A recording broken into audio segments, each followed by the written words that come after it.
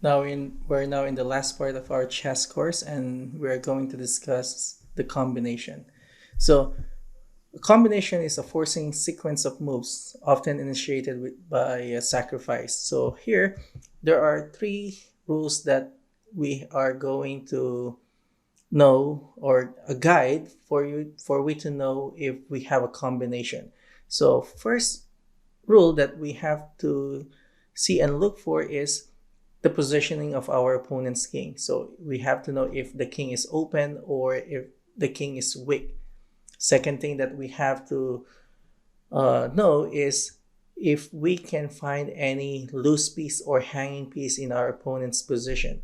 And lastly, are the pieces that are not really protected enough. So the inadequately defended pieces. So here, let's use the rules of combination and apply it here in this example.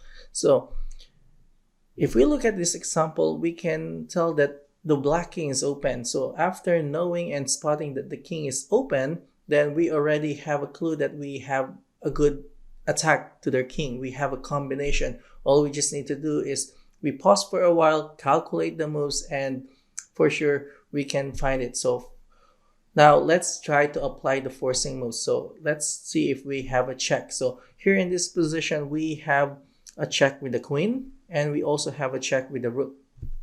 So here, by moving the queen to g5, it will just result to king h8. And if we move our queen back to f6, then it will be just a repetition. Okay, so we didn't really get a chance to improve our position from there. So there's no progress. So now let's try to calculate the other variation, which is moving the rook to g4 check. So after rook g4 check, there's no other square for the king to move, except for black will capture the rook on g4. So after capturing the rook on g4, now what changes happen after that? So as we can see, there's a slight change after rook g4. It's because now it is not only our queen is attacking. As we can also see, our bishop is now open for a possible attack to the king. So now let's continue applying the forcing moves. So check. Okay,